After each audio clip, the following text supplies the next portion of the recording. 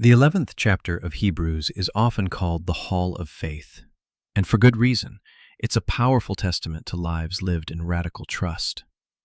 But to truly grasp its weight, we must understand the context.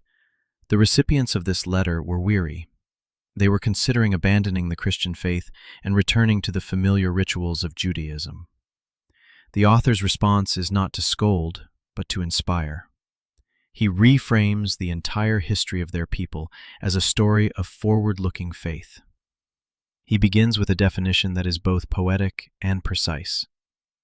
Faith is the assurance, the hypostasis, the underlying reality, of things hoped for, a conviction, the elenkos, the evidence, of things not seen.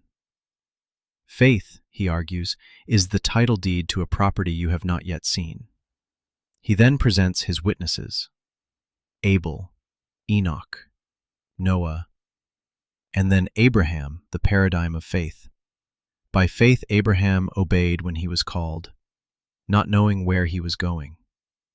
This is a faith for sojourners. For those of us who have lived long enough to know this world is not our final home. The key insight here is deeply eschatological. These heroes were commended not because they achieved earthly success, but because their lives were oriented toward a heavenly reality. Verse 13 is the crux. These all died in faith, not having received the things promised, but having seen them and greeted them from afar. They lived with a holy dissatisfaction. They knew they were strangers and exiles on the earth. Their faith gave them a new identity and a new destination. A better country, that is, a heavenly one. They understood that the ultimate promise of God wasn't a piece of land in the Middle East, but a city whose architect and builder is God himself, the New Jerusalem. Here is how we can apply this. We too are exiles, living in a world that is not our ultimate home. Read through this list of names in Hebrews 11 again this week. Choose one. Spend 10 minutes researching their story in the Old Testament.